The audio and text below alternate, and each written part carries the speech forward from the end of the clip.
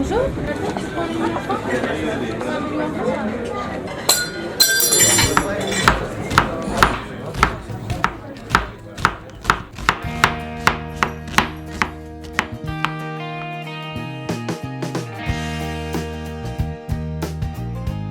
Hey everyone, and a very warm welcome to Breaking Bread, the Birmingham-based food podcast produced by food-obsessed mates Liam and Carl. We've got no Carl for a little while.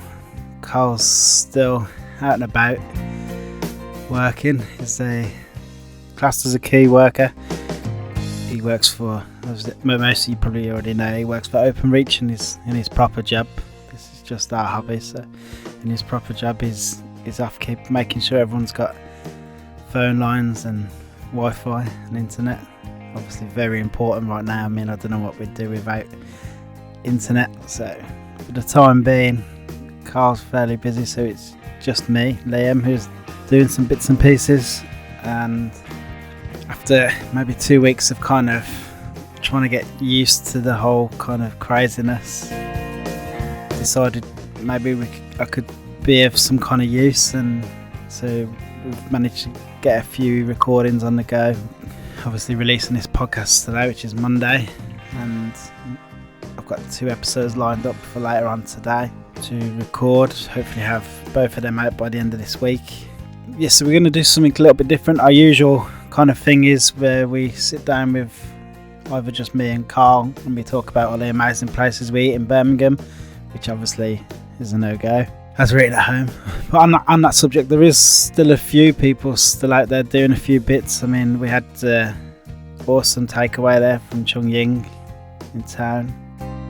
They've extended their delivery to over 15 miles, up to 15 miles, sorry. So that was a bit of a godsend because there wasn't many Chinese takeaways open or anything Saturday night, and you try and keep a little bit normality and have something to look forward to with a takeaway on a Saturday. Everyone's cooking, and the rest of the week, aren't we? Like, fair play to Chung Ying, managed to get us a Saturday night takeaway, which was class.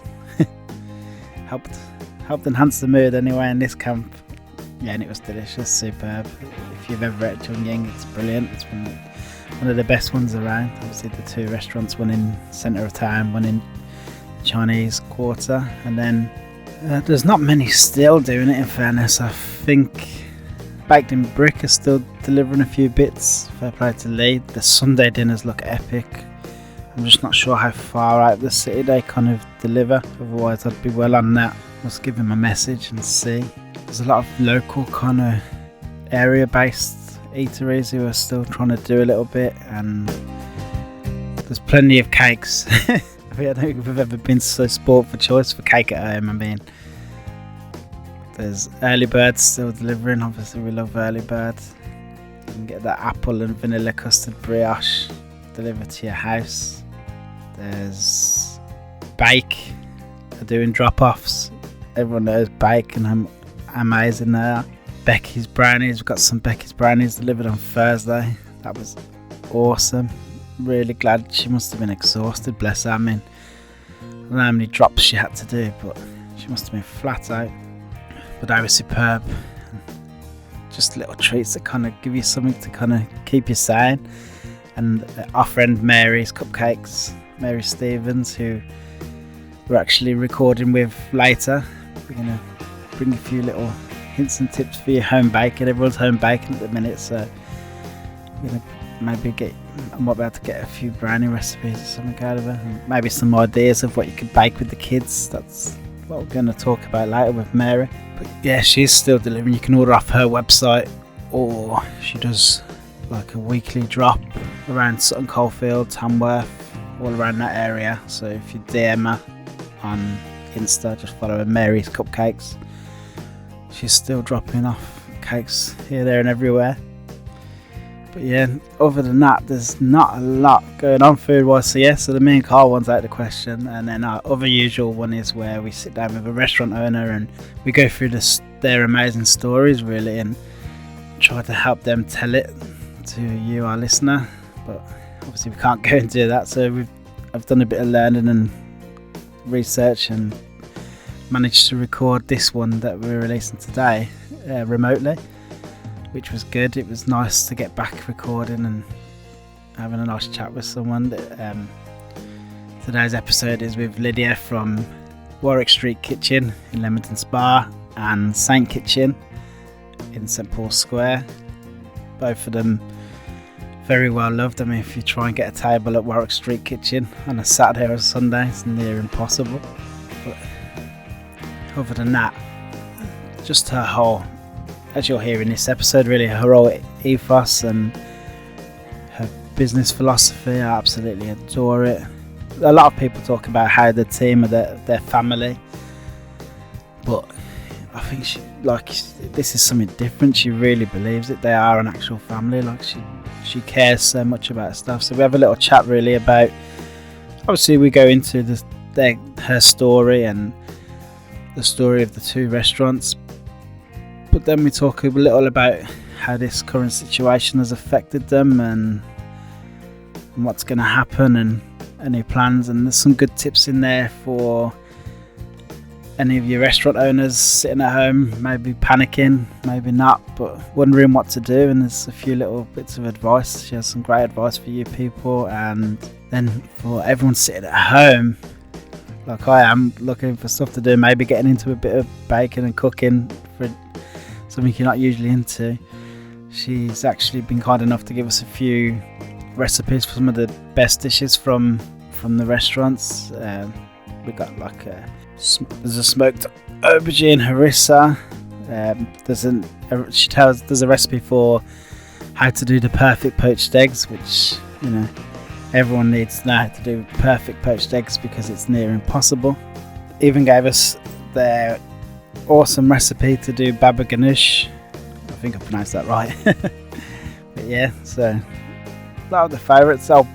You can find them recipes in the show notes, and obviously the links to all of Lydia's social and the restaurant's social. So make sure you go and give them a follow. If you do cook any of the recipes that we are sharing, feel free to tag us and Lydia and the restaurants in the photos, and we'll give them a little share and a retweet or a reshare or something. We just love looking at food, don't we? So hopefully this episode's of some use to that way. And then we talk a little bit about coffee and getting decent coffee at home. Obviously seems to be a million different ways to do coffee at home at the minute, and there seems to be a lot of kind of snobbery about it as well. So I was quite pleased to hear that Lydia kind of chucked a bit of that snobbery out the window and basically gave us some solid advice how to get a decent cup of coffee at home. Obviously it's not the same as getting your favourite flat white from your favourite independent, but anything to get us through these kind of times, So yeah, really hope you enjoyed this episode. Really loved chatting to Lydia and hearing all the advice and their story. And obviously we'd like as many people as possible to hear this and to make the recipes and make use of the recipes. And maybe this content will be of some use to someone, you never know. So if you could maybe just give us a little retweet when we tweet about it, or a reshare or something like that. And maybe if you like it, give us a little 5-star rating on Apple if you listen to this on Apple Podcasts. It really does help with all the Apple algorithms and stuff. It means they class it as some kind of value, and it helps us get listened to by more people basically. So if you could do that for us, that'd be really brilliant. Yeah, we just want to make this as useful as possible to as many people as possible. So hope you enjoy.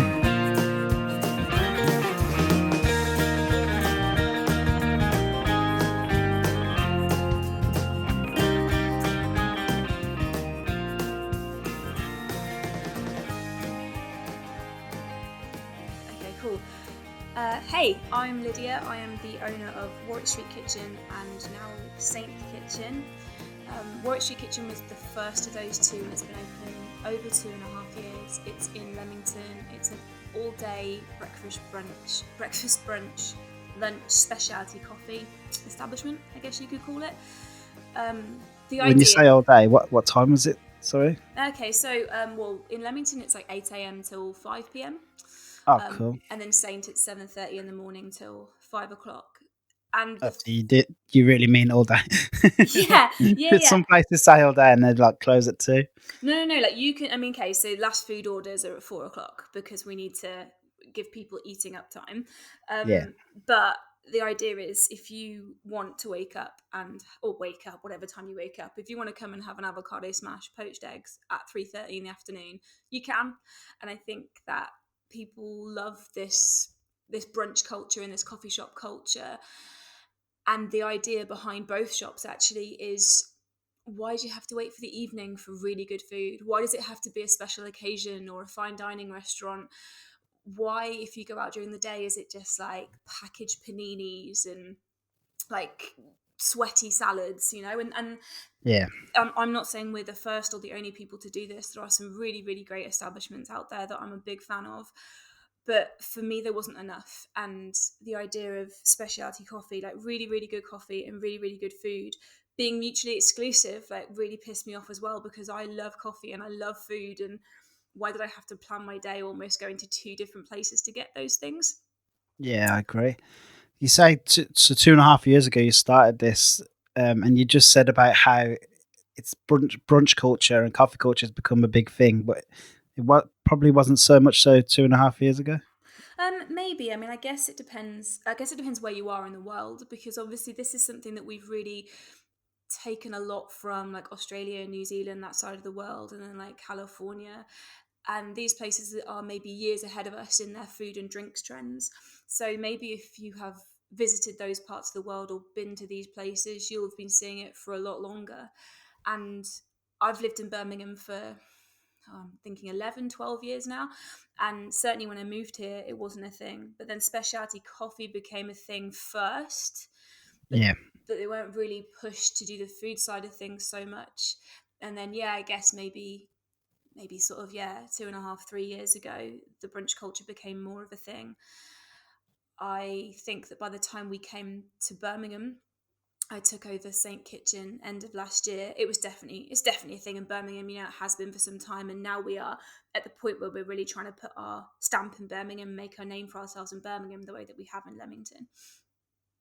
There's probably still not enough, though. I'd say in Birmingham, there's a few, but it's funny you mentioned Australia because my brother lives in Sydney and my best pal lives in Melbourne, and they both say when they come to Birmingham, and I take them to a few places, and they say, "Yeah, that's great, but if you go to Sydney, you've got like 20 times more of this, and Totally. it's all the same standard, and then you get to Melbourne, and there's even more." Yeah, I've heard this. I haven't been to either of these places, but they're definitely on my list because I keep hearing exactly these reports. And like, I love cafe culture, and that's why I do what I do.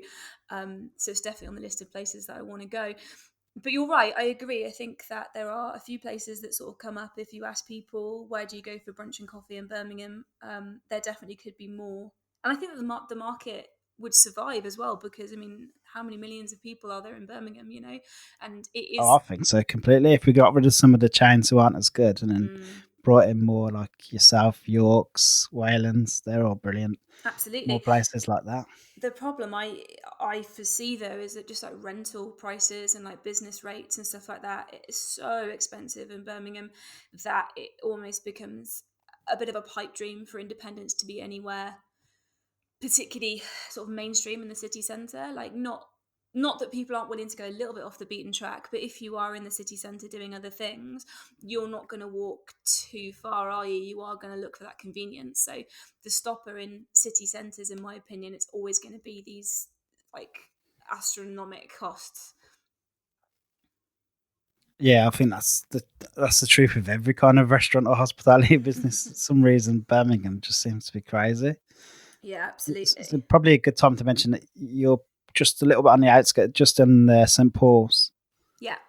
St Paul's Square. So Saint Kitchen existed before us. It had been under the ownership of a guy called Will for I think about 5, 6 years, and then before that it was called Saint Cafe. So it has been there in a different guise for quite some time and changed hands a couple of times. Yeah, it's on St Paul's Square, down the bottom of the square, in a really, really beautiful location. And it was actually my day off cafe, because I've lived in Birmingham, even though we had opened a business in Leamington. I had lived in Birmingham and needed a place to go on days to sit with my laptop and drink coffee, and that had been where I'd been gravitating to for a few years. And then that is how I got to know the owner and ended up taking it off his hands, I guess you could say. What did you do before you opened the Warwick Street Kitchen? So I worked for, you probably know them, they're called Urban. They've Yeah. got one on Church Street and one on the Jewellery Quarter. I worked for them for just over 4 years. I started off washing up on Saturdays. I mean, kind of depends how far back you want to go here, because I've got like a whole confused story where I was going to be a musician and I followed that, and then that didn't work out and I just didn't have a plan B. Ended up in a sales job that I really, really hated and made me miserable. What was the musician? Did you play an instrument, or was it a singer? No, Or is there I'm a some music singer. floating around somewhere? Or?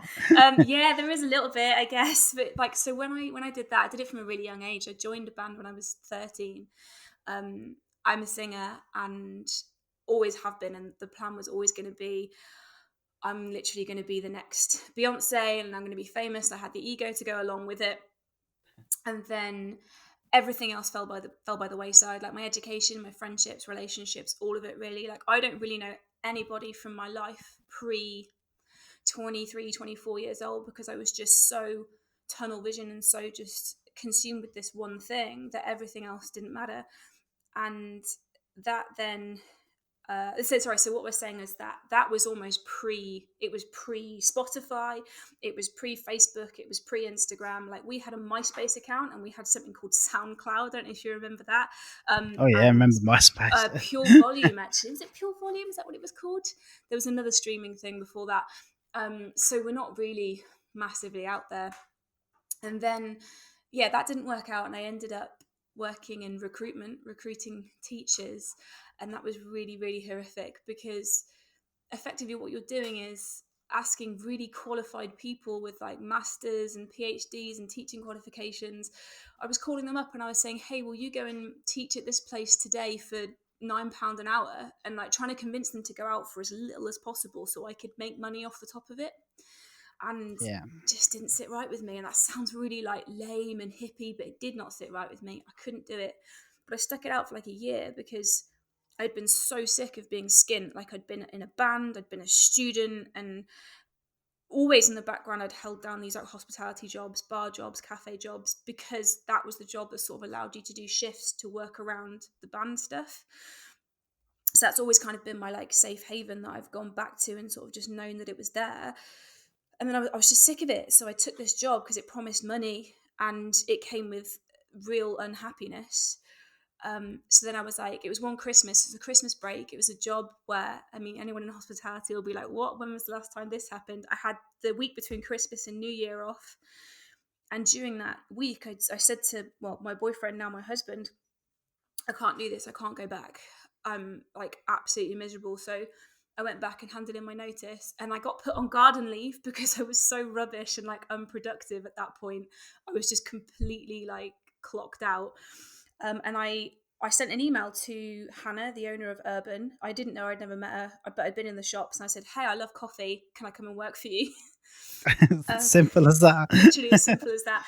I had a trial shift on the Saturday, and then I was working there by like the Monday or something, but I was pretty much just washing up, like 24, 25 years old, just reevaluating everything I wanted from life. And so I was just doing part-time hours while I kind of figured out what I wanted to do. I was baking cakes for people. I was making birthday cakes and wedding cakes. And because I had said when I left that recruitment job, this is the important thing, I had said, I'm never going to work for anybody else ever again. And I was that stubborn about it. And then I needed to pay the bills, right? And I kind of came crashing back down to earth and applied for this job in a coffee shop. But I was like, I'm going to make cakes for people. I'm going to work for myself. But then I was enjoying the days in the coffee shop so much, and the culture and the rush and the product and everything about working for an independent. I'd never worked for an independent before. That then after a few months, I sat down with Hannah. I'd only met her a couple of times. And I said, I'm really enjoying this. You don't know me. You don't know what I'm capable of, but I want to manage one of your shops for you. And to be fair to her, she went, okay, let's give it a go. So yeah, it gave me the chance to do it. And then a few years later, I was doing all the HR, all the training for the company. They had several shops at that point. Had done a couple of qualifications in coffee, like through them and with their support. And at one point, I did say to her, I did say I was never going to work for anybody else ever again. And it's a testament to you, I think, that we've got on and that we've managed to do this without killing each other. We're still friends to this day. She's incredible. She's a really, really good businesswoman. She'd be great for the podcast, actually. Really Yeah, got I'll try and get in contact with her. Yeah, man, she's good. She's got her head screwed on and has taught me a lot about running a business and how to do what we do.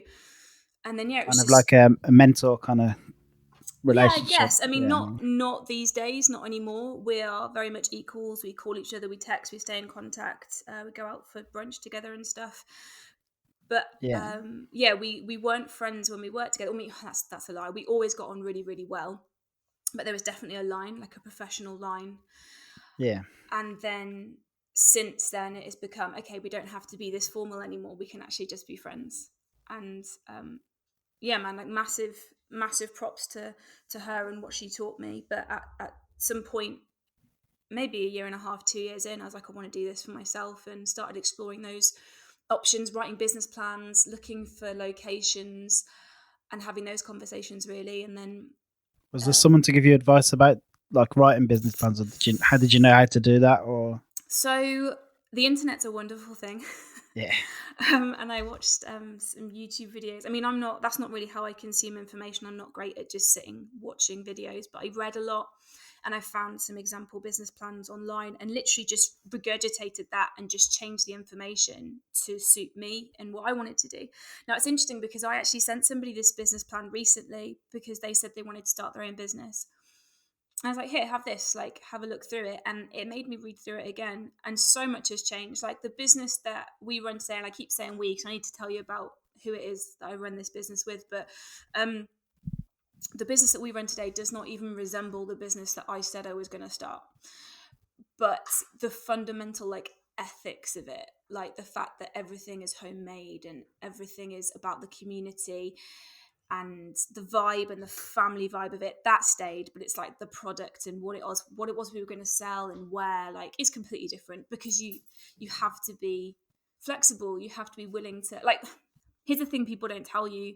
And when you asked about, did I get advice about this stuff, not really. Like, I was kind of scared to ask people, because first of all, you can't go to your boss and say, I'm thinking about leaving, can I ask you these questions? Actually, she probably would have reacted really well to that, but at the time it just felt like this thing that I couldn't do. And then I didn't really know anybody else in the industry, so I didn't really have anyone that I could ask, and therefore it was just the internet really that I was turning to. And but then when I was going to look at locations and meeting estate agents and stuff like that, people don't tell you how much of a barrier there is at that point. Like, even if you've written the business plan and you've got the funding, that's the stuff that you're scared of. That's the stuff you're like, God, where am I going to get this money from? You've done that bit, and then you go out and you try and find a location, and the estate agents don't take you seriously, and the landlords don't take you seriously. And it hadn't even occurred to me that might be an issue. yeah. Like, You thought you'd go with the funding and say, "Look, I've got the money. yeah, exactly. Show me And somewhere good." there was a location in Stratford that I remember looking at, and I am convinced to this day that the estate agent didn't even send my business plan to the landlord. Like, I just got a vibe from him. I had to chase him so much. And I was like, did they read my business plan? What did they think? And he was like, oh yeah, they don't think you're the right tenant. And I was like, really? Why is that? And he couldn't answer my question, because I really believe it didn't even get that far. It didn't even get to be on their desk. And what he said to me was, he was like, you're not Tesco, you don't have a proven track record of business. And I was like, here's the thing, because that was the year that Tesco had closed like 200 of their shops.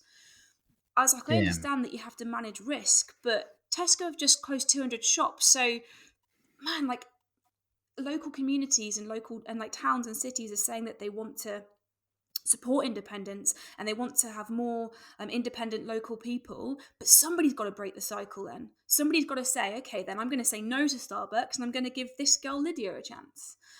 But so few, in my experience, so few landlords and estate agents were willing to do that. And then in both cases of both shops that we now run, I bought existing businesses, and therefore somebody else had almost done that fight for me. They had already found the landlord that would accept an independent business, and I was just buying the tenancy agreement, if you know what I mean. So the Yeah, sure. landlord, How did you come? How did you like? So there was a deli, wasn't there, at Warwick Street? mm. So So you just went in and interesting. bought that. Did you? Because you obviously had no.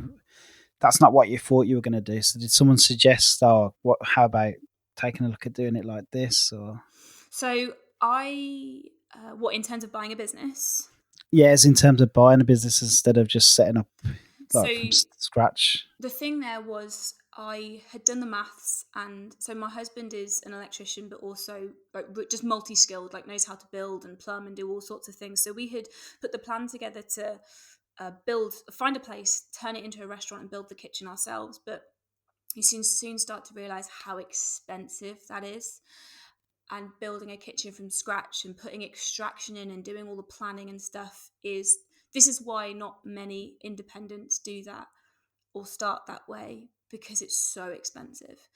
So then I started looking at, okay, what about businesses that are somebody's retiring, or they're selling up, or effectively they're failing. So you're picking up a whole other problem there, and that there's a reason that they didn't work in that location. Can you make it work? But the kitchen's already there, the equipment's already there, the team is already there. So you're okay, you might need to do a bit of a refurb, a rebrand. And in Warwick Street Kitchen, actually, a load of stuff had to be done. But the amazing thing about Warwick Street Kitchen was that it had been listed in the wrong section of the website. So my friend Jenny was looking to buy a house in Leamington. And so she was checking Rightmove every morning for like new residential properties in Leamington. And this cafe deli, Warwick Street Kitchen, had been listed in the residential section of the website. And she was like, have you seen this? I was like, no, why would I? Like, I don't search for residential properties in Leamington. And I called the agent, and he was like, wow, you're the first person to call about this. And I was like, Strange that. I didn't tell him because I kind of thought I was onto something here. And then went to go and see it, and the cafe upstairs was nice. Like I could see that it was a bit dirty, a bit dark, a bit run down. And then I went downstairs to the kitchen, and oh my goodness, my jaw hit the floor. It was huge. Like it was so big. It was a proper pro kitchen. It was filthy, and a lot of things were broken. And I asked the guy, the owner, I was like, so you've got this kitchen, but you're only serving sandwiches? Like, what's going on? And he just lost a lot of love for it, I think, and for whatever various reason. But that was when I realised, now, if I'm going to do this, need to find a chef and need to take food really, really seriously. And that was then how I met George, who is now my business partner and executive chef for the company. Like through a friend of a friend of a friend, met this guy, and yeah, and then we built the Warwick Street Kitchen that we have today. It was weirdly organic and a weird series of coincidences, and this thing being listed in the wrong place of a website. Crazy. Kind of feels like it was a little bit meant to be. Yeah, I You mean, know. like I wouldn't normally say that kind of thing, but absolutely. Like, and then again, Yeah. you could say the same with Saint Kitchen, because I was going in as a customer, and I'm not, on my days off, I'm not massively, like before we started recording, you said about being like a secret introvert. Like on my days off, I'm not massively extroverted. I don't go out of my way to try and start conversations with people.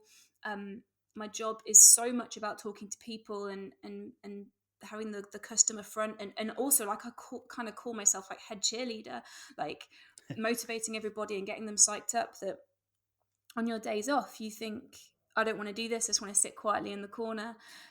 But just from sheer going in there so much, and they got to know me and I got to know the owner, that he then just came to me and said, look, I'm thinking of selling up quietly, do you want it? So again, you could just say meant to be, weirdly organic.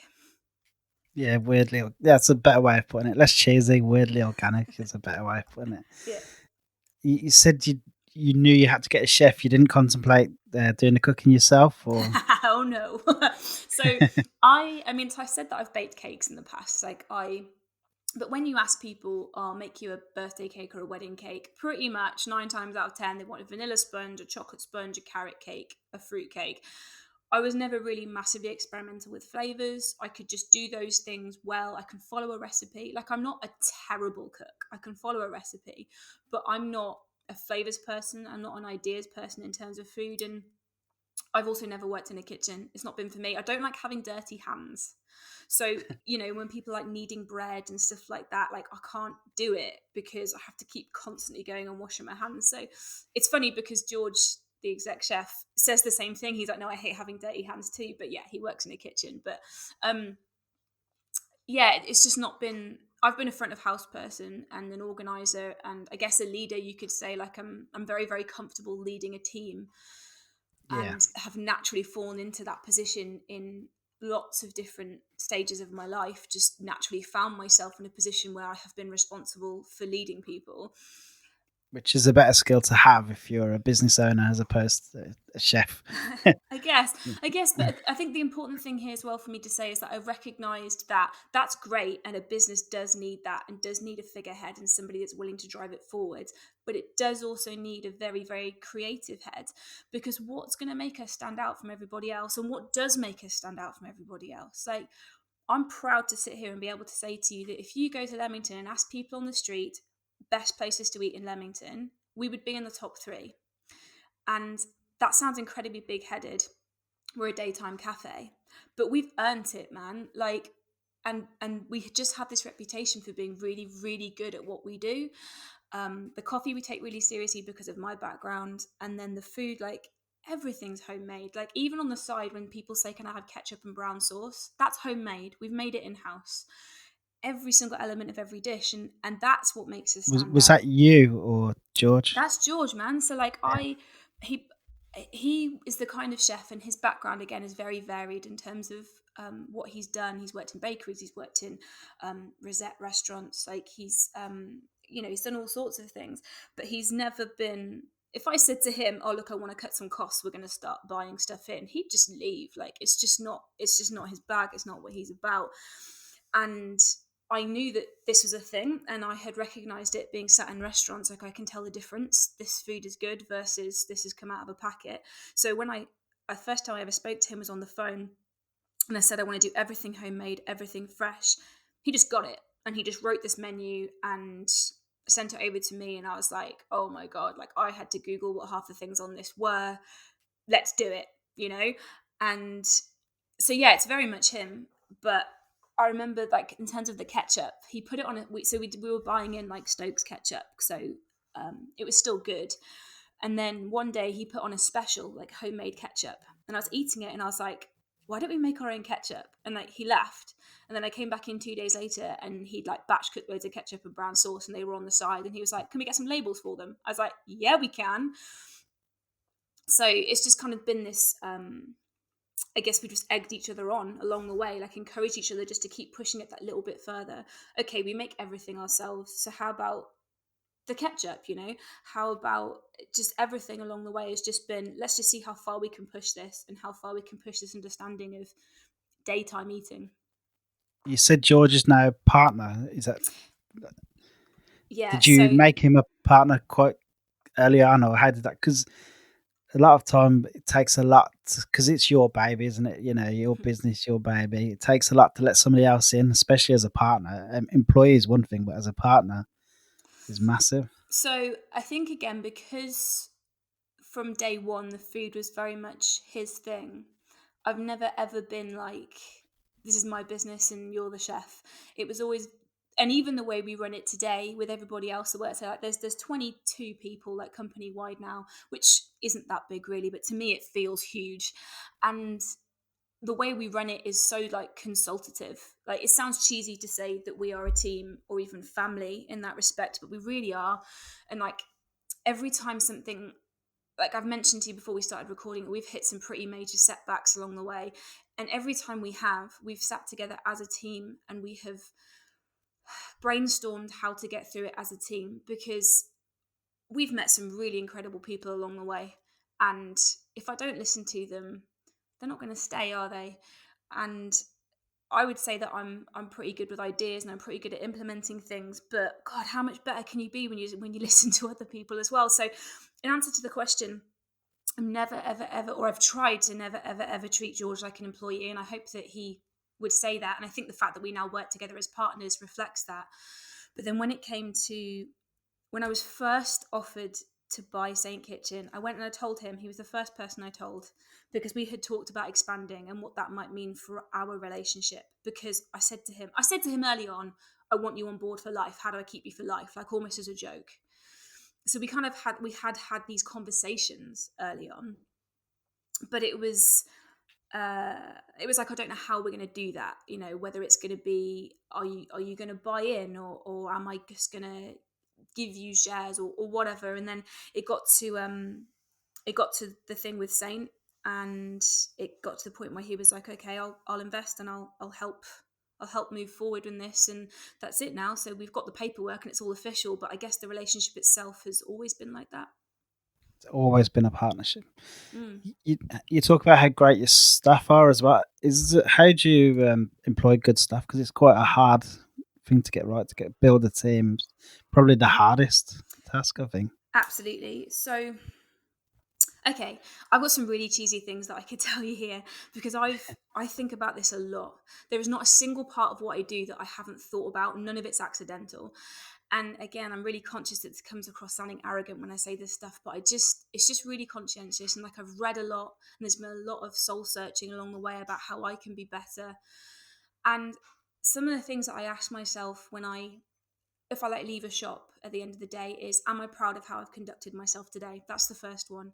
And the second one is, would I want to work with me? And the answer isn't always yes. Like, sometimes I've been a dickhead, and I can sort of take that back to the fact that I haven't slept very well, or I haven't been looking after myself, or I'm stressed about certain things, but I'm always thinking about it, and always thinking about how I can be a better leader. So I think that journey hopefully reflects in the way that I work with people and the way that I treat them. But ultimately, the bottom line is that I love what I do. I love it. So if I don't want to be there, why would they want to be there? If I come in one day and I'm tired, pissed off, that's going to reverberate through the team.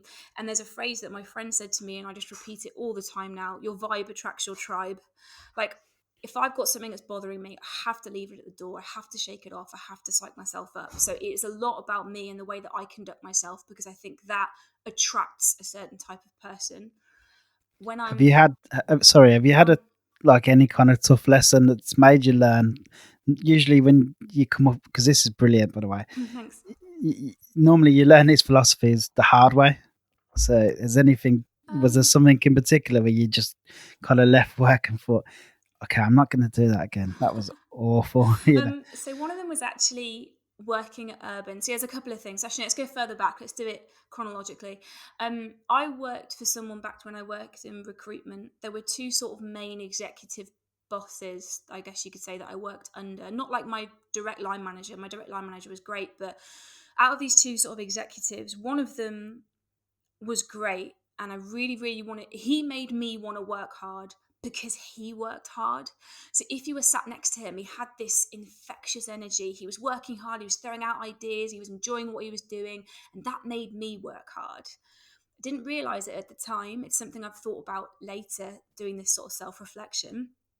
But then the other one was high pressured sales. I remember being on the phone trying to talk to a client, and having her bark at me on the phone about, Lydia, you should be doing this, you should be saying that, no, don't ask this, ask that. And I can't work like that. Some people might be able to. She might have got great results out of people, and I never saw her practice what she preached. That was the thing as well. So that was, for me, thinking about it later, those were the two differences. The one guy who worked really, really hard and therefore made me want to work hard, and the other one who was, she obviously got to where she got, but I didn't see it myself, and how that reflected on me. So that was in the back of my head, those things sort of processing slowly over time.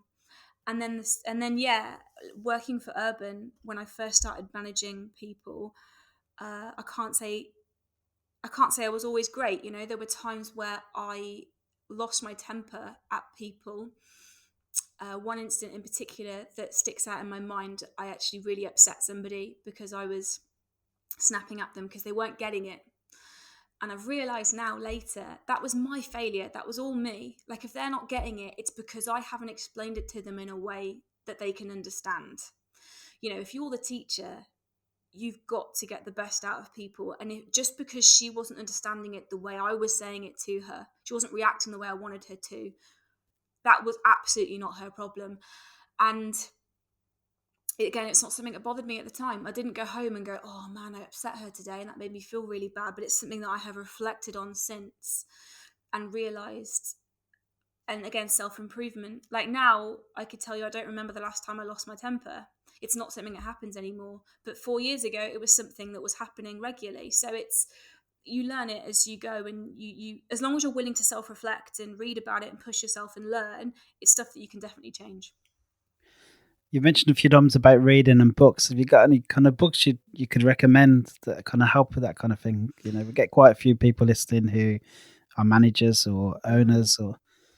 So I'm gonna open my phone now because I've got all the books on there, and I'll talk to you. So the one that really spoke to me in terms of hospitality, there's a guy called Danny Meyer, who is the owner of Union Square Hospitality Group, who he owns like a Yeah, bunch of restaurants in America. Shake Shack. Yes, absolutely. You know, so his 11. book is called Setting the Table. And I guess it's almost an autobiography of his work in the industry, but he's a fantastic leader and famous for being a fantastic leader, and I think worth reading even for people who aren't in the hospitality industry. I don't work in hospitality. I do this podcast, but I don't work in it. I've read that book 2 or 3 times now. I think it's brilliant. Right? Yeah, I recommend it to everyone. The other one that I found useful as somebody who was a performer and very much wanted to be in the limelight, I read something called Ego is the Enemy by Ryan Holiday. And that's, so yeah, less about business, I guess, and more about personal growth and challenging myself. And then 7 Habits of Highly Effective People.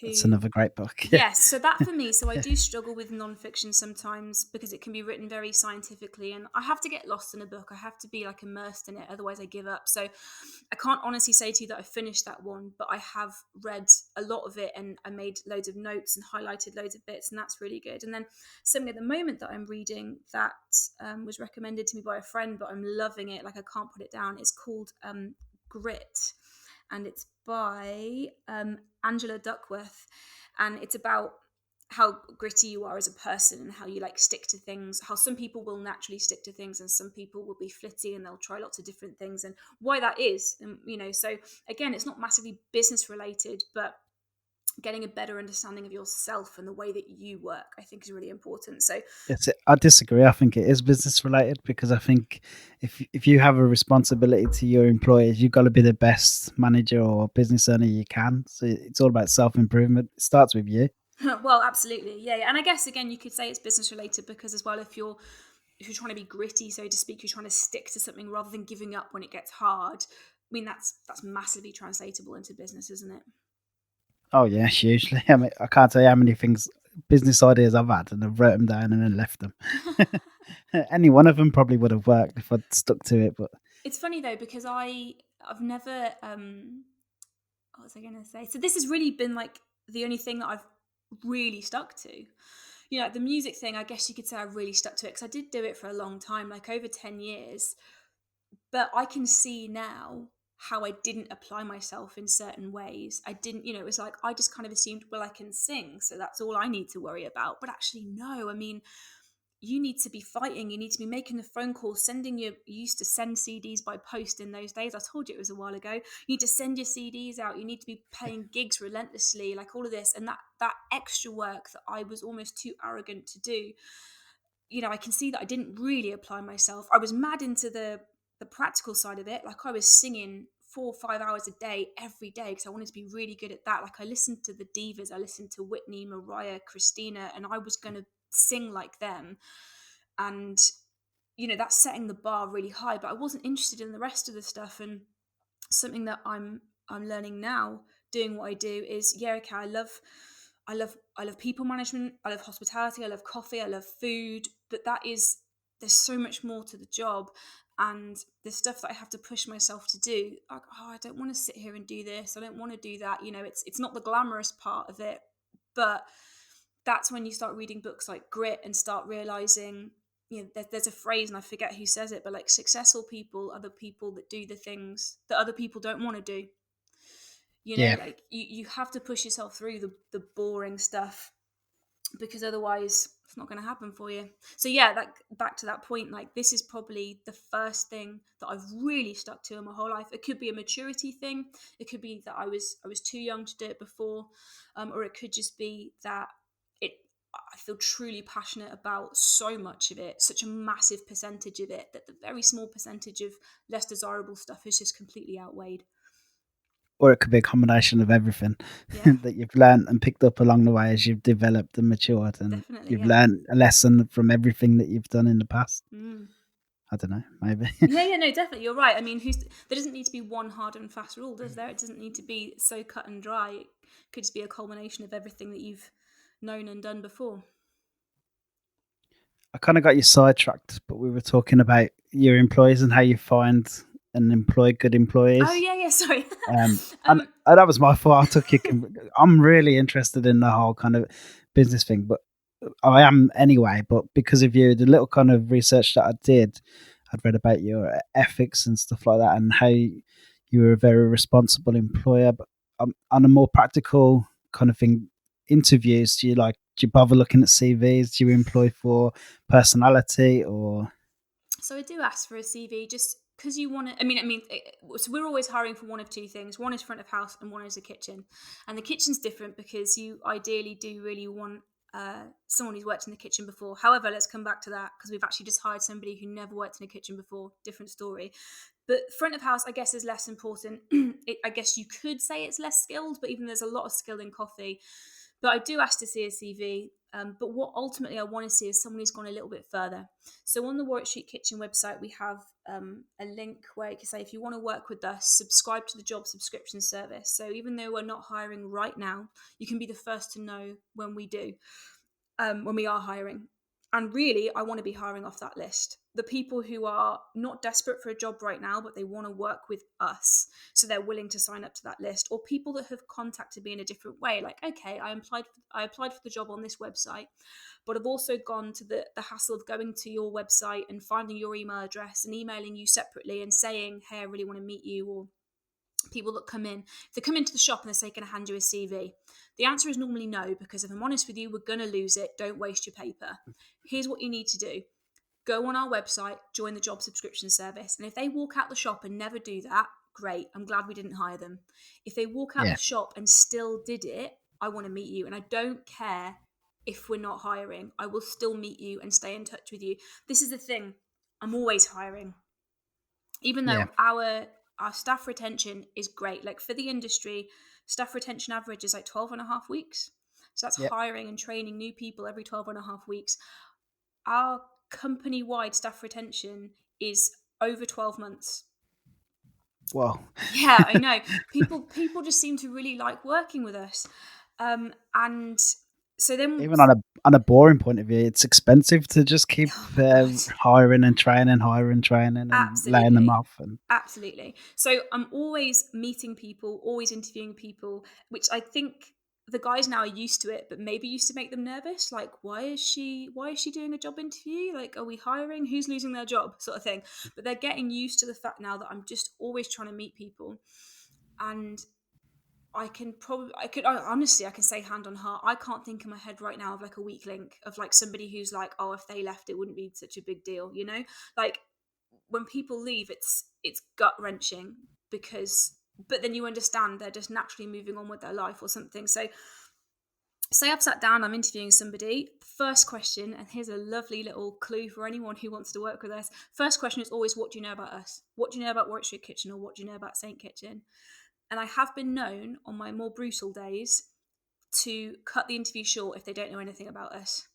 If they sit there and say nothing, I'm like, well, why are you here? Like, we could be awful. We could sell food that you hate. Like, we could be like, why are you even here? And there have been times where I've just gone, you know what, we're not the right place for you. Thank you very much. Goodbye. Shaking their hand, thank them for coming, and cut the interview short. I think that's the answer to my question: is how do you employ great staff? That all of that. That's Well, it yeah, there. this is it. But then, I mean, there have been times where I've kind of got a better vibe from somebody than that, and I have given them the benefit of the doubt. But the follow-up questions, like, who are our biggest competitors? You're not going to know that if you don't know anything about us. So you're not going. It is a big signifier of how they're going to perform in the rest of the interview if they don't know anything about you. Chefs, though, I was going to tell you about a guy called Tom who we hired recently, who got in contact with us via every means that he could. Social media, email, came into the shop. He was like, I work in a warehouse. I don't work in a kitchen. I've never worked in a kitchen, but I've always loved cooking. And I think he's got to his like late 20s, 30s, and he was like, what am I doing with my life? I want to be a chef. This is what I want to do. And he sat down with George. George didn't like formally interview him, but he was like, Lydia, I want to meet this guy. What do you think? Read this email. And I was like, yes, go and meet him. And we just fell in love with him. Like he just wants to learn. He wants to be there. Incredibly positive, charismatic guy. We weren't hiring. We didn't need anybody at the time. But I called him up and I just said, you can't buy your attitude. You can't teach your attitude. We're going to give you a job. We're going to create a job for you. And he worked his notice and started working for us 2 months ago. And I can honestly say he is part of the furniture already, man. Like his attitude, his infectious smile, loves what he does, loves it. And he's so grateful to be there every day. And that's just a lesson in why CVs can be so shit sometimes. Because if I had just looked at his CV and it said like warehouse manager or whatever, it was a decent job that he had, I'd be like, what are you doing applying for an entry-level job, an entry-level chef position? And just a lesson in thinking outside the box sometimes, I think, is worth telling that story.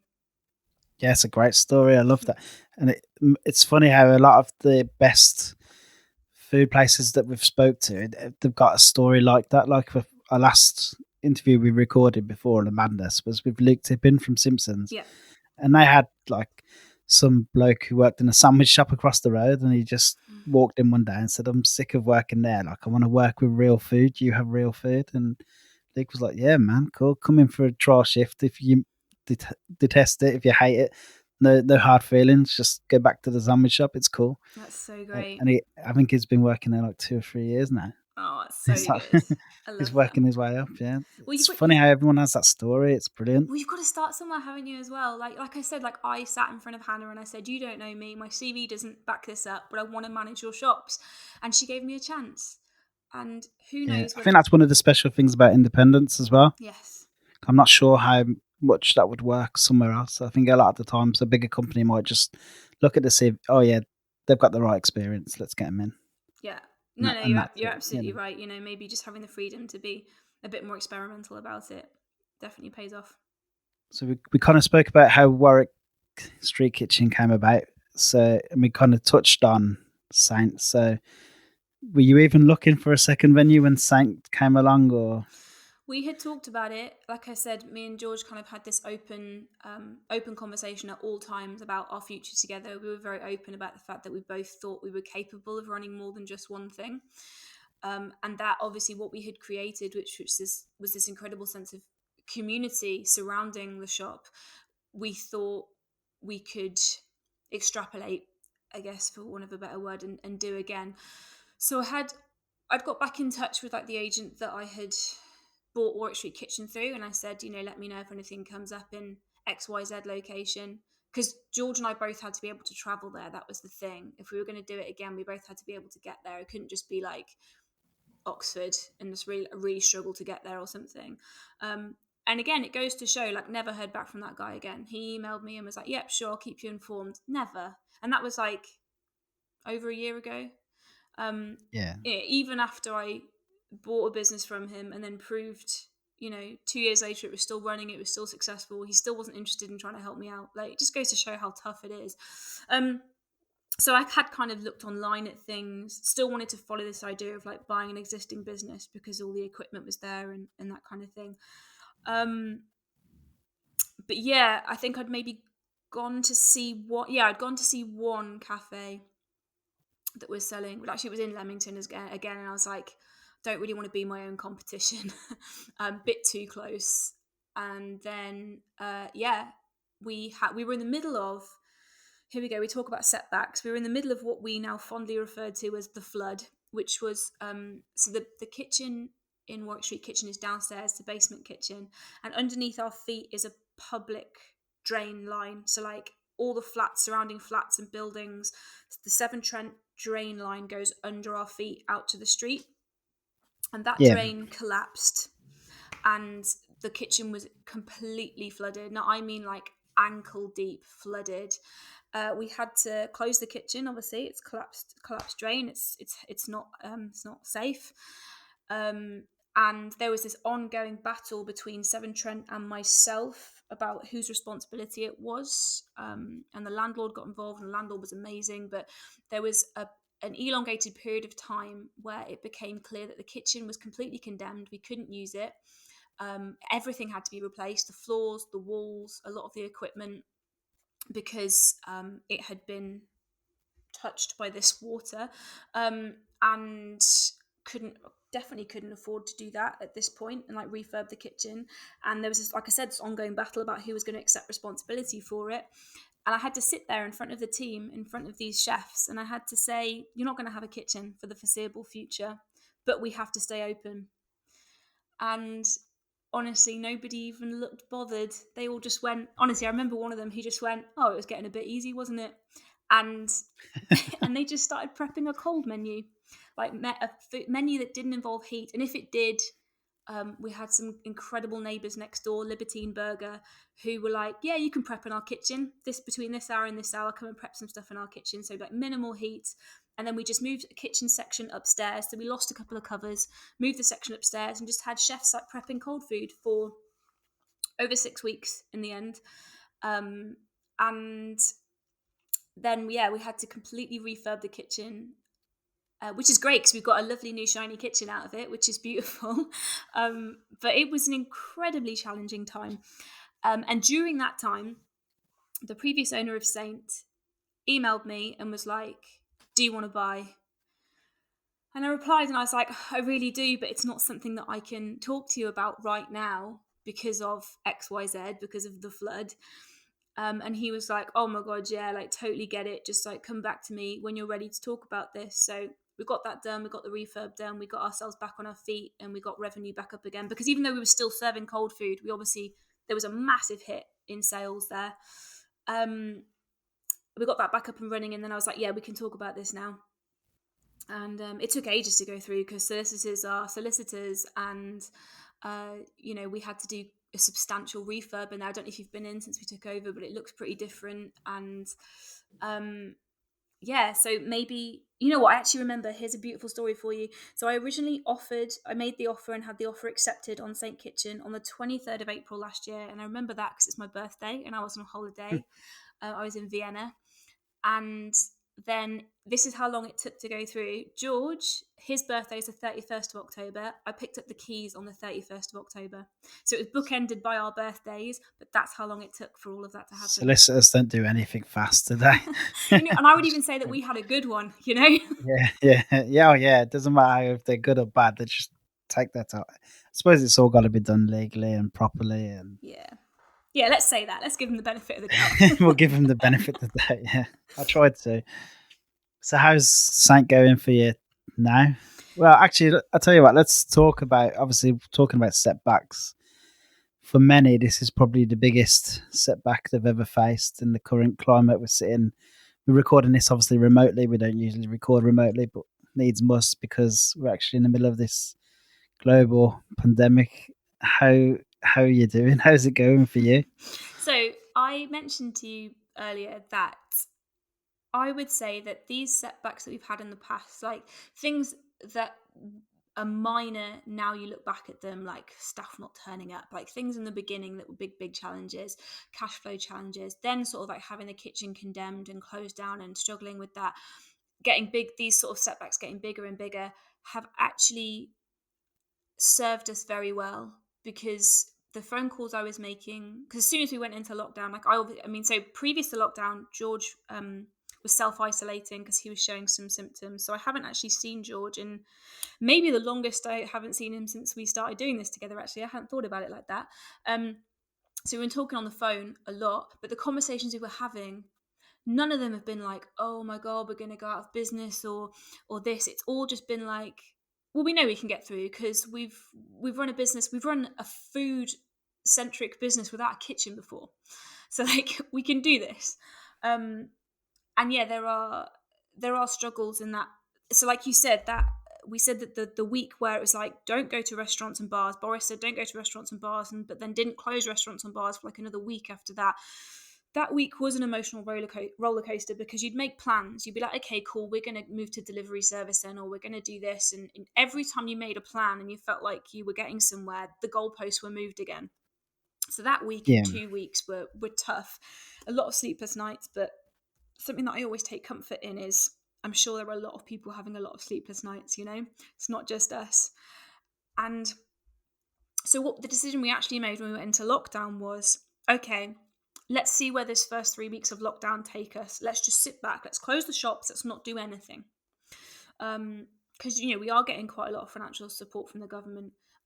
Sitting here right now, it hasn't come through yet, and that is the concern, is that because of all the processes and stuff that it has to go through to get to you, is it going to get there in time before cash flow starts being really ugly? But equally, it's out of your control. And I think what we have developed is a very good understanding of what is worth getting worried about and what isn't. And I think one would argue that cash flow being so tight that your business doesn't exist anymore is something worth being worried about. Of course it is.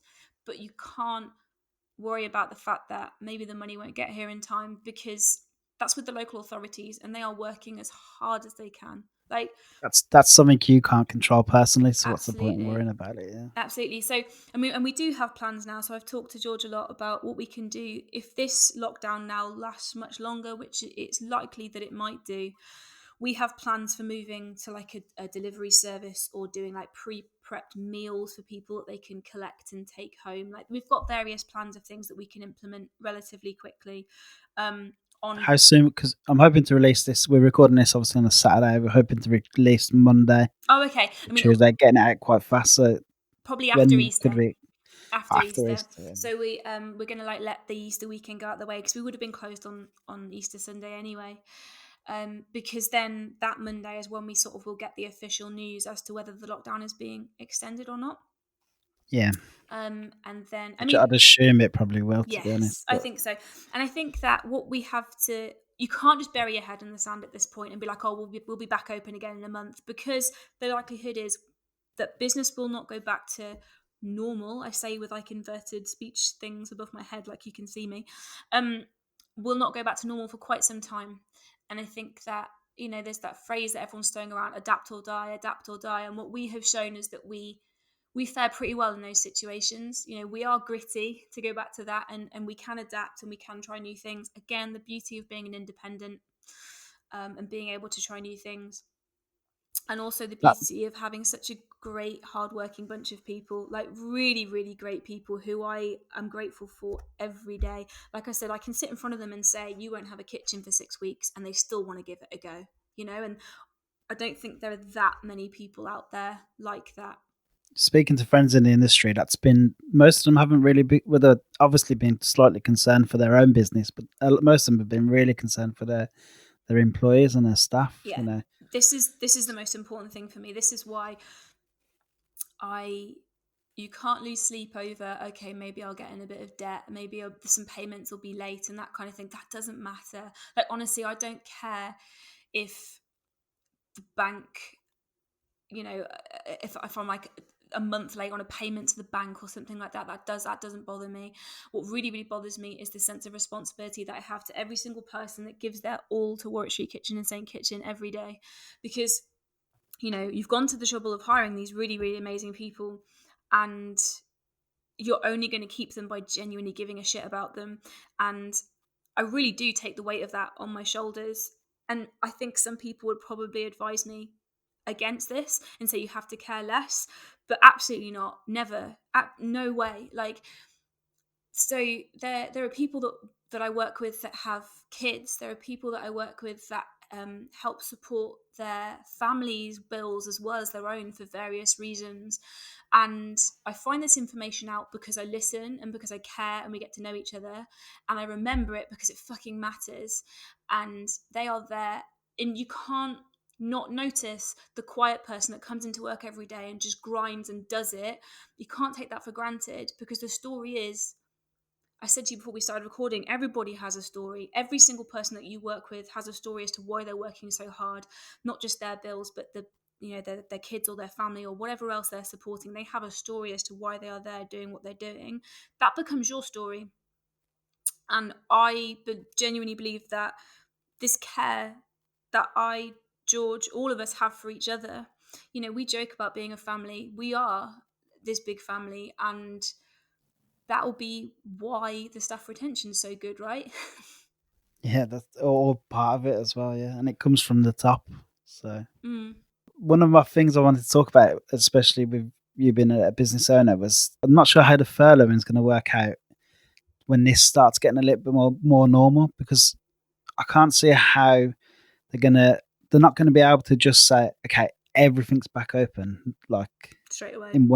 straight away, and then you're not going to need. But they might say, oh, you might be able to do little bits and pieces, but with the old furloughing thing, you have to like specify them as furloughed so they can get paid the 80%. Mm-hmm. But it's not. It's going to be staggered It's not going to be all of a sudden we're straight back to normal. There's going to be a stagger, and you might need a few staff. So I'm not sure if you have to furlough all of your employees, or you might need some staff in for a couple of days to do a few bits. But you're not allowed to as part of the furlough. No, you're not. Absolutely. If they're furloughed, you can't ask them to do any work. And so I think, so the plan that we have and that what we've discussed is any new idea that we implement, whether it's delivery or something like that, this is on the understanding that George comes back to work and does as much of it as he can by himself until it gets busy enough or warrants enough that we then bring somebody else back for 100%, and just, I guess, keep going until a point where everybody's back, question mark. I mean, at the moment, this furloughing thing has only been promised for 3 months.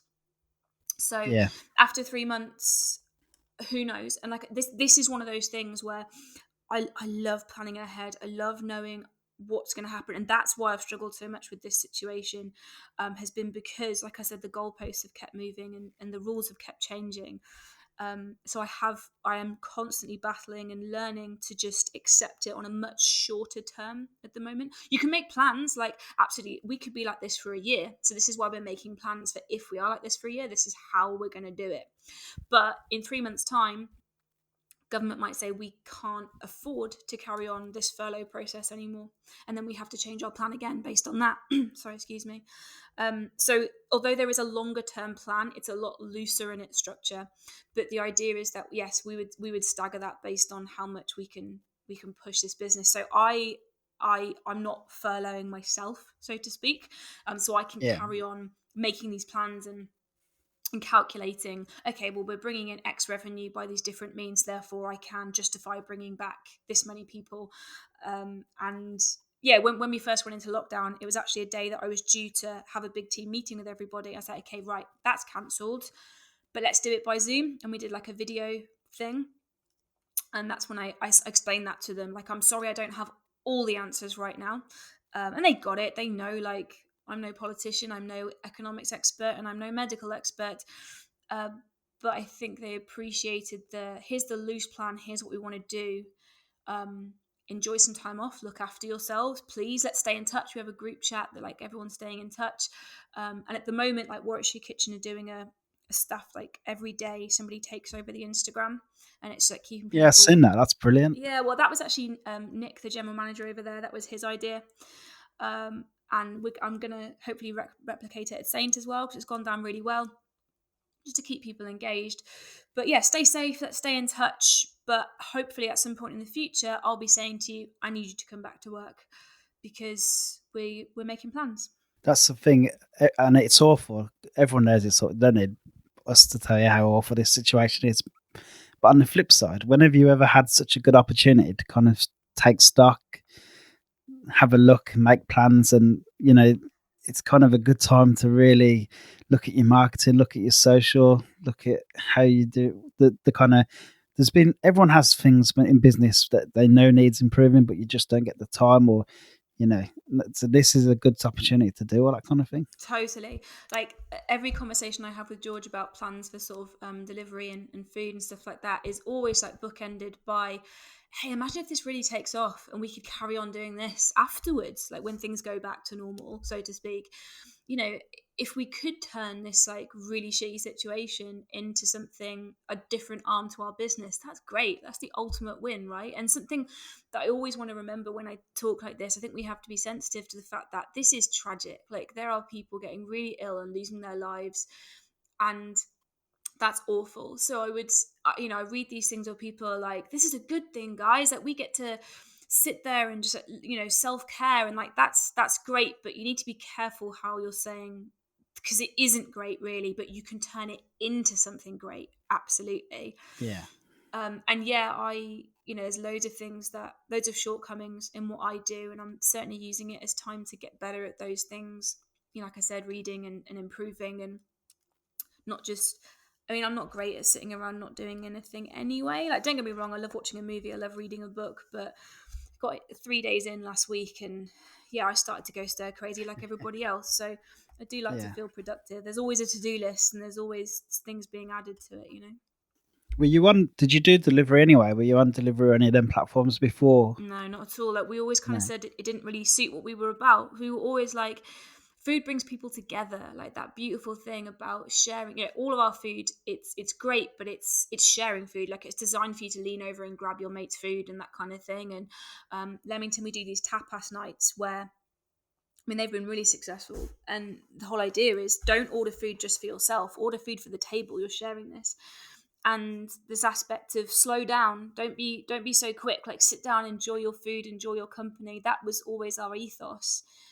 So we've never really been, I guess, particularly like, I don't know, fast. We certainly haven't been fast food in that respect. So, we've always stayed away from the delivery platforms. But like I said, you've got to be flexible. You've got to be willing to try new things. So then this was like, okay, let's look into this. And I called the Deliveroo guy, because I'd said no to him like twice before. And I was like, you must be getting so much of this now. People who've said no to you and now they're coming back. And he's like, oh, I'm not seeing it like that. It's like needs must. We have a service that people need. Yeah, so it does certainly make you consider things that you hadn't considered before. Yeah, I only asked because I've seen so many people now who have took to the platform so brilliantly and are just absolutely flying on it. I think some people are busier now than they would have been if they didn't. Like, Well, that's great. That's really great. Like last night, I ordered food from 1,000 Trades, because they're doing like a delivery service, and I want to try and support independence as much as possible. And yeah, it was great. It's as good. I say as good as being sat in there, but it's nice to still be able to support an independent, because there's loads of chains on these delivery platforms and yeah, not as many independents. So it's nice to be able to do that. but I'm just hoping it might give people another option going forward. It's something different, another money outlet if they need it. Someone who might have been struggling. Definitely. I do Um, wonder though, like how much people, if we are told that we can go back out into the world and start functioning the way that we used to, how much people are just gonna rush out and just absolutely crowd all the bars and restaurants again because they're desperate for it? Or are people going to be, are we going to be more, not suspicious, but more careful moving forwards about the way that we interact with people? Is this going to change the way that we interact with people forever? Because, like, I went for a walk yesterday, and everybody's really great at, like, crossing the road to make sure that you're staying away from people and you're not crowding each other on the street because we're told about social distancing. But I was thinking, is this going to carry on now? Is this going to change the way that we interact with people? Are we going to be naturally scared to be around people for a really long time? Like, I just don't know what it's going to do to our mentalities in that respect. it's hard to say, but I kind of don't know if it's the optimist in me again. I think it's going to go the first way. I think we're just going to be so happy to have actual human interaction. Like, for so long we've been drifting and drifted away from like sitting face to face and actually having proper conversations. It's all been through social, and now we've got no choice but to have to do it through social media and laptops and phones. I think everyone really fully appreciates how much we miss sitting down having a face to face, and it's funny. We just went for a walk yesterday with my daughter and my wife, and we bumped into a cousin of mine who hadn't seen for a little while. Mhm. And normally I'd give her a big cuddle, Mm. ask her how's them, and we had a chat from like about 3 or 4 meters away, and it's like So weird. I think that's the worst. Well, obviously the worst thing is people are obviously dying from this, but it's the distancing thing that's the most upsetting thing for a lot of us who are feeling fine, but having to just keep your distance from loved ones. We have dinner every Thursday at my in-laws. Obviously, we've not been able to do that. I think people, when this all clears, people are just going to be like, "Get me out! Just let's get to these restaurants." I miss so many places. Like I think I joked the other day that like I really regret making eating out my only hobby, and it really is my only hobby. So now I'm like, I mean, just a Saturday morning. This morning, I like to wake up, walk around King's Heath, and go buy a few cakes from Early Bird, have a chat with the people in there, and you get to know them, and then you go and get your coffee from Bloom and maybe some brunch. Yeah. And you just, God, you miss that so bad. And I think as soon as this over, everyone's going to just race in and it'll be really busy. That's what I'm thinking anyway. Well, that's what I hope. Yeah, I mean, I really hope so. And I think you're so lucky to have Bloom on your doorstep, man. Like, I have to, because I live in the city centre and I don't have a car. So, and I love Bloom. I love what they're about. It's one of my favourite places to drink coffee and eat, but it's like effort to get there. So I just don't get to be there as often as I want to be, So, yeah, great independent. I have to stop myself from going there, to be honest. It's really good. It is really good. Yeah. That's what I miss most. I mean, there's so much you can do at home. But I haven't had a great flat white now in like 2 weeks. So I'm lucky. Like I live around the corner from St. Kitchen, and I go in to like make sure that because we can't just ignore restaurants for months. You have to go in, you have to turn stuff on, you have to keep it clean because things get dusty. So like once or twice a week I'm going in and picking up mail and just like making sure that everything's clean and stuff like that. And I get to make myself like a flat white. And I'm drinking it and I'm like, oh, I feel so sorry for people. Like coffee is such a comfort to so many people. Like it's a comfort to me. Like I wake up and make myself a filter coffee every morning. And just that action of like holding the hot cup of coffee, that has started my day for how many years. And like, I mean, I when this first started, like I started a blog and I've written a couple of articles. And the first one was about like the coffee shop culture and missing it and how it is going to be just like this aching loss for so many people because it is such a comfort, not just the drink, the product itself, but the shops and the fact that, like you said, the guys in Early Bird and the guys in Bloom and it becomes part of your life. But then, yeah, like you say, people are doing more and more at home and it's making, I mean, like I'm not a natural cook. Like I said, I'm not particularly experimental with flavors and stuff, but I'm having to be because I'm having to use the stuff that's in my cupboards, and we've had some pretty interesting meals, so that's interesting too. Is there any way of getting good coffee at home? Well, a flat white, nah, I'll be honest with you. Unless you spend a lot of money on an incredible machine, then you have to get it plumbed into the mains, you have to have it maintained. Let's talk about like filtered water. And you're like, just nah. People say to me, how do I get good espresso at home? I say, have you got £6,000 to spend on it? And they say no. And I go, right, well, don't worry about it then. And we can talk about really great filter coffee. Like, yes, absolutely. You can easily get yourself a V60 or a Chemex or an AeroPress. And there are loads of like online tutorials. A lot of people have asked me, like, do videos on great coffee at home. And I did do a few when we first opened Warwick Street Kitchen. But also there are just great ones out there. So it's a crowded market in terms of like the doing great coffee at home thing. Buy yourself a V60, some V60 papers and some good specialty coffee. Watch a how to make a V60 video, and there you go. You've got really great filter coffee at home. It's totally doable. Is that the one you'd recommend over the others? Is it V60 over an AeroPress? Yeah, I use a Mocha. A Mocha, yeah, cool. Mocha Master, that's cool. I mean that involves like the hob and stuff. It totally depends what your tastes are, because I like a black filter coffee, so I like it to taste quite clean. I like to be able to get the flavor notes through from it. So yeah, V60 is really great. And so yeah, I would recommend that as like a starting point, because it's a cone shaped filter. You put the paper in it, you put the coffee in it, put some water on top. Effectively, like I'm really simplifying that. There is more of a process to it, but within was going to 5. say, surely you need scales. Every Yeah, coffee needs scales definitely nowadays. need scales. Yeah, but everyone's got a set of scales, right? Everyone. Yeah, everyone's got Like, scales. It doesn't have to be special coffee scales or anything, just normal scales. totally. Like, we're still selling coffee to people via post, selling people coffee. And somebody asked me, how many scoops of coffee do I need? And I was like, sorry, how many spoonfuls of coffee do I need? And I was like, excuse me? I don't understand the question. You need 15 grams of coffee. And they were like, what? I need to weigh it? And I just blew this person's mind. But then they contacted me and they were like, this is so much better. I was like, right? Just a little bit of precision. And it's funny because when I'm training baristas, especially ones from scratch, something that I learned from one of the people that taught me how to make coffee was there's a lot of like scientific terminology and fear based around like coffee, like, oh, it's really hard to be a fantastic barista. Like, you know what? Yeah, there's a lot of hard work and a lot of dedication that goes into being a really fantastic barista. But if you listen to me and if you follow a bit of precision, if you weigh things and if you keep it clean, I can make you a good barista relatively easily. Because there's a recipe to follow the recipe, know your equipment, keep it clean, and I can make you a good barista. If you want to be a great barista, yeah, you've got to do your own research, you've got to push yourself. But actually the fundamental skills, just keep it clean, weigh it out, follow a recipe, and you'll make good coffee. And that stands at home as well.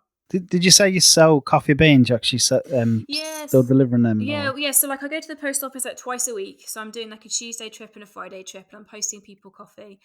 Ideally, because we get the big kilogram bags of coffee, and like I've still got relatively easy access to that.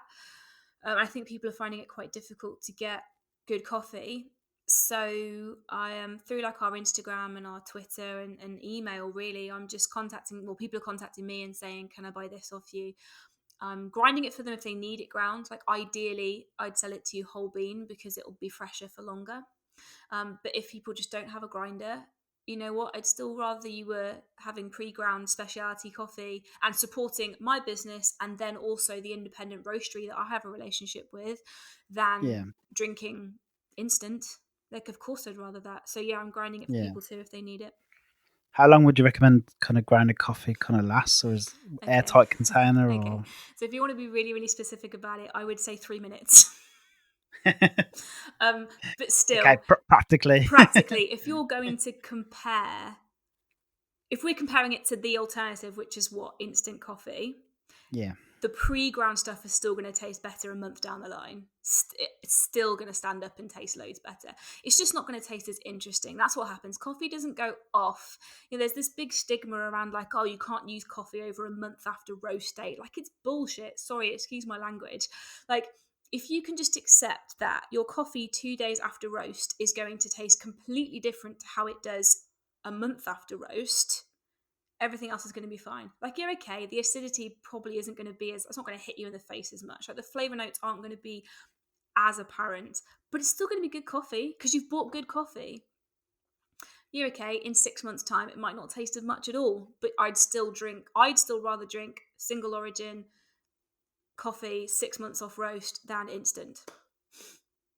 Yeah, so that's good because I think a lot of the advice does kind of scare you. You're like, oh my god, I've opened this ground coffee like 2 days ago, and now they're telling me it's past its best. Yeah, I mean, like, honestly, there's the ideal world, right? The ideal world is that you would have a specialty coffee shop outside your house that could source you responsible, fantastic quality coffee made by a friendly, smiling barista, and you'd be supporting somebody's dream, and that's the ideal situation.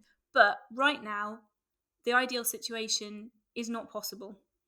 And if you can still drink good coffee in a way that still supports your local favourite or an independent coffee roastery, then yeah, okay, we have to be flexible with the rules a little bit more. You know, like, again, I could say to you, in an ideal world, you'd be grinding your own coffee. It would be whole bean when you're buying it, and it would be under a month off roast date. Yes, that's the ideal scenario because you'll get the best out of it. But come on, let's just chill a little bit. I want a good coffee and I want it at home. Yes, you can flex those rules a little bit. yeah, because I bought one of them kilogram bags of beans, and I didn't really realise how big a kilogram bag. It lasts a long time. And then using a hand grinder to grind. I didn't realise how long that takes. Man, the hand grinder is so funny. Like, it's almost a punishment. It's almost like you've got to like earn your coffee in the morning.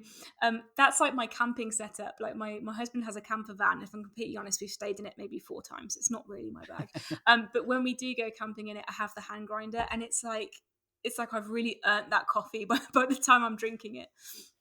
Yeah, to be honest, I nearly gave up the first time. Fair play to you, fair play. We do it in shifts. I do like a minute, and then I make Ian do a minute.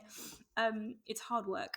I've seen a lot of people. This might be boring, a bit too technical, but I've read, well, before I bought the grinder, because I bought the grinder especially because I was buying the beans as opposed to the ground, and I put a little bit of research into which one to get. But I don't know why I didn't buy electric, but a lot of people were talking about the burr as opposed to the blade. Yep. Do you think that makes much of a difference? Or So I mean, I've never used a grinder with blades before. Like, it's all burr based grinders. So the hand grinder that I've got is one of the Rhino Wares ones. And it's good because it goes relatively fine as well as coarse, because like the coarse, like the how coarse your grinders massively affects the taste of your coffee, which is why when people say they need me to grind it for them, I need to know how they're making it at home. Because if they're making it on a cafetiere or they're making espresso at home, they're two very, very different grind sizes to get the best out of it. In the shop, the burrs in our grinders have to be replaced like every 6 months because they go blunt eventually. So it makes the grind inconsistent, and that affects the taste of your coffee. At home though, like the volume that you're doing should mean that will last you years. And like I treated myself to an electric grinder a couple of years ago. I mean, I think I asked my family for like Amazon vouchers so I could buy a relatively good one, like for a birthday or something. I said, everyone club together and get me Amazon vouchers so I can buy this like good grinder that I want. Because it's a good investment, because I can make good coffee at home, and it's been an absolute lifesaver in this situation, because otherwise I'd just be an absolute shit to live with. things are bad enough without coffee. Yeah, exactly.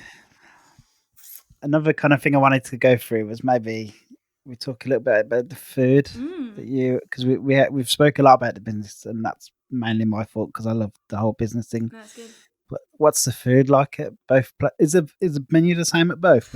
No, so they're similar vibe, but they're very, very different kitchens in terms of like capabilities of what we can do and equipment and stuff like that.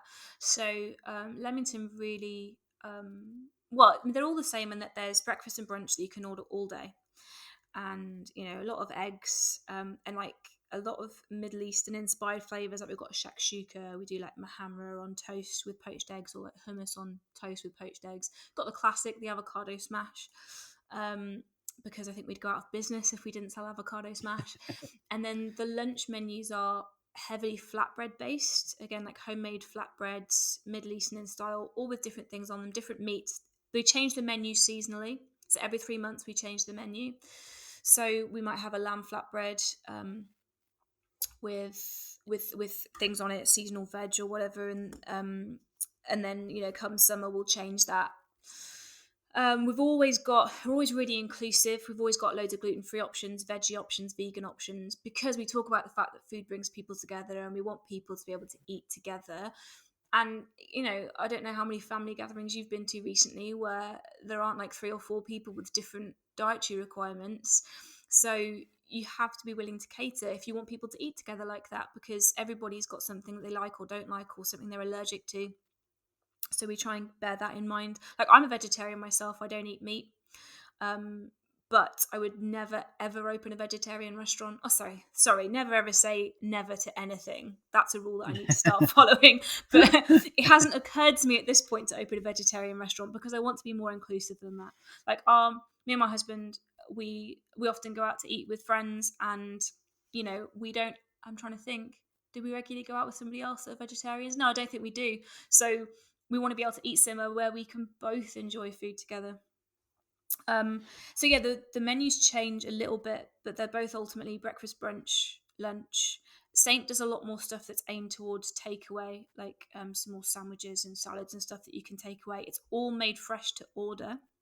That's the thing. So no, there isn't like a fridge with sandwiches sat in it there waiting to go.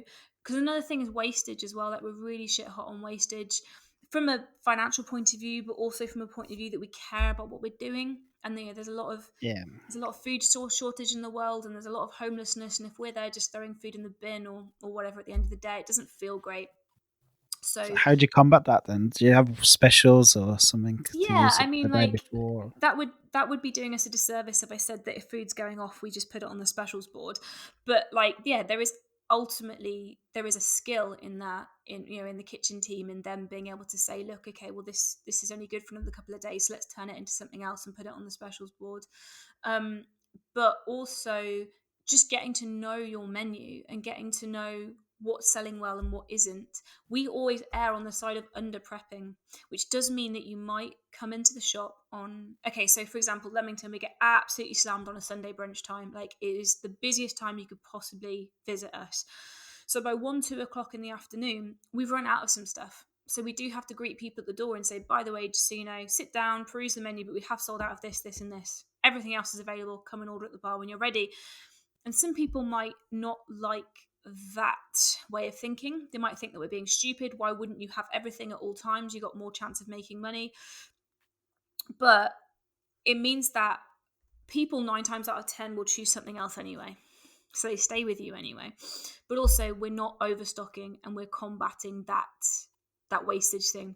So do you tell that to the customers so they understand? Or totally, like, I mean, you can't just bombard people with this information as soon as you're like, oh, we've run out of this, this, and this, but it's because we're trying to keep wastage really low. Like, it almost seems a bit precocious. But if they're like, God, I come in here every Sunday and you've always run out of this, and that's when you might say to them, okay, cool. I mean, you've come in at 2 o'clock on a Sunday. We're closing in 2 hours.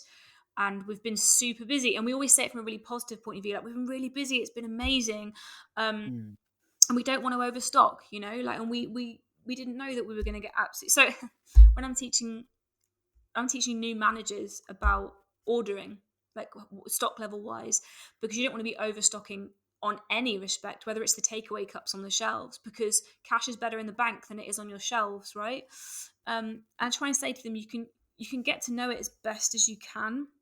You can know that we really don't sell that much green tea. So if you've only got half a kilogram of green tea left on site, it's probably going to last you a week. But you never know. One day you're going to get hit by the Green Tea Appreciation Society. They're going to come in. They're going to order 20 green teas, and you're screwed. But you can't foresee that weird pattern, but you get to know your regular patterns. And I like to think we're pretty good at knowing, okay, we've got a fish dish that doesn't sell as well as the others, but at the weekends we're going to sell 10 to 20 of them, so we need to be ready for that. And just getting used to that is the key, really. We have a till system that reports this stuff back to us really well as well, and I'll often be chatting with the guys about what's selling well and what isn't, and we have the flexibility of changing a menu if necessary, if something just really isn't moving and is constantly causing problems. But I think at this point we kind of know our customers pretty well, and we know that what they want to eat. Less so at Saint. We're still getting to know each other at Saint, we're still getting to know what they like and what they don't like. And if I'm honest with you, we have had some kickback from customers from previous ownership who have not liked the changes that we've made. But it's going to happen. That's just the story. That's the way it goes with every kind of takeover, isn't it? Absolutely. And I just think you've got to stick to your guns. Like, there is a reason we took over. We didn't just want to take over and do what's been done before. I loved what went before. I was a customer. I've told you that so many times already. Like, I loved it. But we've taken over now and we're putting our stamp on it. And if people are mad at that, then okay, we're not meant to be together anymore, in a really lame way of putting it. And I'm really, really sorry that we're losing your custom, but that's cool. We don't sell what you want to eat anymore, and I'm sorry, but I'm not gonna bend over backwards and bend our ethics. We're gonna stick to our guns. I don't know if you know Scroobius Pip, who does a podcast. He has a lot of merch, and it says on the merch, "We may not be for you," and that's fine. I need to buy that. I need to buy it. Just passive aggressively. He's got cool sunglasses with that on the side. It's wicked. Ace. Okay, I'm going to look into that. So yeah, how about suppliers? What about them? Sorry. Do you work with local suppliers? Is where the produce comes from? Is that important? Oh, totally. Yeah. So when I talk to you about how everything is made on site, our only exception at the moment is sourdough bread. Not because we don't want to. I mean, like, one of the things that George did previous to Warwick Street Kitchen was he worked in a bakery, and he definitely has the skill set to make sourdough bread. But it's like a whole other project in terms of like getting people in at 3 a.m. and like bread ovens, and it's like a whole other side to the business that you have to be able to validate financially. So we trust that to two different local suppliers depending on the shop. So in Leamington, we use a company called Bread & Co, who are based in Warwick, and they are led by an Aussie guy called Steve, who makes great bread, and he just loves bread and he's great at it. And then in Birmingham, we use 10-4 Bakery. Oh yeah, no, 10-4. Yeah. So they started off as jam versus custard, and I got to Yeah. know them because I'm like a consumer of coffee shops in Birmingham. I got to know them because of that, and then saw they were doing bread as well. And again, their bread's great. Like, so that's two local suppliers in each place that we just totally trust with the bread element of it. The meat, so we are in Leamington. We're very lucky to be 2 doors down from Aubrey Allen, who are one of the best butchers in the country, let alone locally. But they also deliver to Birmingham, so we get to use them at both sites. Really like great sourced meat, good quality. There's a lot of top restaurants in Birmingham who use Aubrey Allen. Yeah. Yeah, And we're lucky that we get to call them that's definitely one friends, of you know, like they're 2 doors down, and we have a great dialogue with them at all times. And then, I mean, this is it really. I mean, other than that, yeah, there's fruit and veg. We used to use a greengrocer a few doors down in Leamington, and we loved him. He was like family owned. His dad owned the business, then his grandfather owned the business, but he recently closed it. He retired. So we have struggled with like a great greengrocer there. But Dave, definitely on the lookout if anybody's got any recommendations for like local wholesale greengrocers to both of those areas.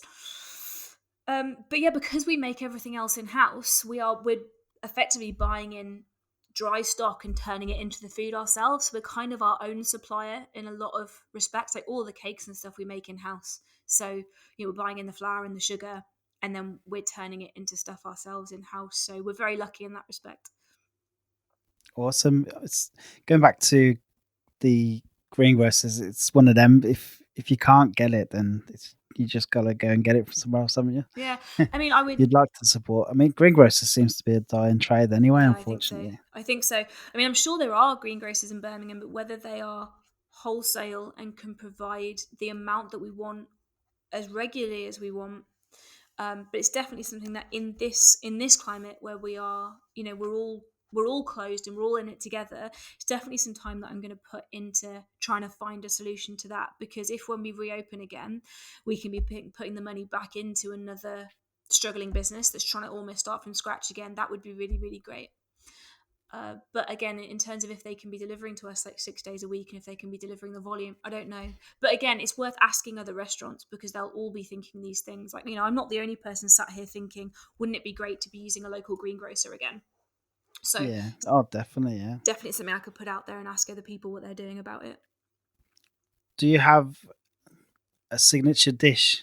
I don't know if you want to go for both or at one. Or do you have a signature dish across the both of them, or? Okay, so I mean, I guess the answer to that is almost like a concept as opposed to one dish, because I mean, our best-selling dish, hands down, is avocado smash. I wouldn't say that was our signature dish because it doesn't show off what we can do, but people love it.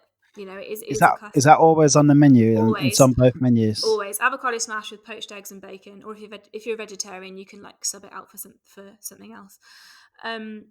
But a flatbread, like a really great flatbread with something incredible on top, whether that is a marinated pulled meat or whether that is falafel, or we've got burrata on the menu at the moment at Saint. Oh my goodness, the burrata flatbread is so good. But there's shakshuka on the menu at both restaurants, and I'd call that a signature dish. The flavors, in terms of what it encapsulates flavor wise, like with the Middle Eastern flavors and the smokiness, because like everything, well, not everything, this is why George should be here really to describe his menu better than I can, but we smoke a lot of stuff in house. There's always smoking chips on site, and there's always that familiar smell of stuff being smoked that I love. So that smoky, char grilled, spiced flavor is what's signature to us. We always put something on toast, like mahamra on toast, or hummus on toast or baba ganoush, and that's always got like a smoky flavour to it because an element of the dish has been smoked at some point in its life. So yeah, that flavour profile I'd say is our signature as opposed to like one particular dish.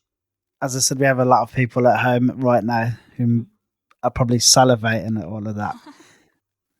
Could you give us maybe, I don't know, tips or a recipe for what they could make for brunch if they wanted to make something different?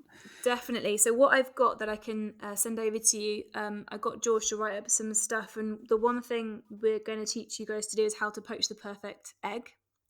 Impossible. I'm rubbish at poaching eggs. Well, one of the hardest skills in the world. He's written actually a really good sort of like how-to step-by-step guide, which means that you can hopefully get pretty close. And then also we're gonna put some recipes together in terms of what you can then put those eggs with, so you're not just stuck with like poached eggs on toast.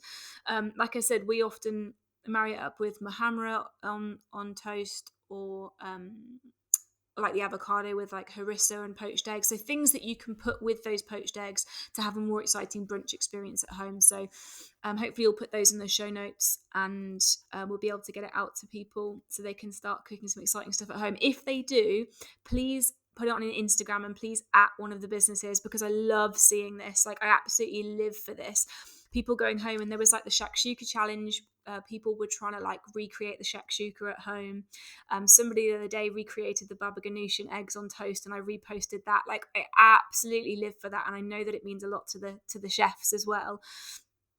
So be sure to at Saint Kitchen or at Warwick Street Kitchen so we can see it and we can share it with the world as well. Yeah, I'll put all the links to all the social and obviously put everything, all the recipes and everything like that in the show notes, and books you recommended, I'll stick all of that in the show notes. Cool, thanks.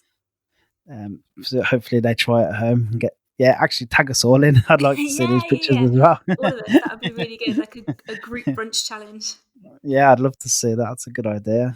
Anything kind of just to get people together and doing something fun. Yeah, definitely. Like, trying to keep that community spirit alive while we are stuck at home. That's what's going to keep us all sane, I think. Definitely. Is there anything else you wanted to kind of go over, or? I don't think so. I think the best thing I could say to people is come on down and meet us, because we are just this weird bunch of people that just love what we do. And I think that's what makes us special. You know, the product is really great. I've gone on about the product a lot, but maybe I haven't gone into enough like the vibe of the place and how infectious it is that we all want to be there. So come down and meet us, please. And once this is over and once it's responsible and healthy to do so. But yeah, just follow us on social media. Let's all get to know each other in the meantime, and hopefully see everybody someday very soon. Awesome. Well, this has been absolutely brilliant. I think you're quite inspirational with the way you manage and how you own your business. And I think a lot of people can get a lot of great stuff from this little chat we've had. And I always say my favourite part of the podcast is we start off kind of a bit nervous and with a handshake, and we always end with a hug, and obviously we can't hug. Digital hugs. So I'm sending you a digital hug, but definitely as soon as this is over, I'm coming in to get some, well, I suppose I'd have to have the avocado, bacon and poached eggs, wouldn't I? But I'm coming in to eat and get that hug. Flat so white, yeah, man. Well, it's on the flat white's on me, definitely a flat white. Thank you so much. I've really enjoyed it. It's been a pleasure. Yeah, thank you, Lydia. Thank you. Bye. Take care. Bye. Bye.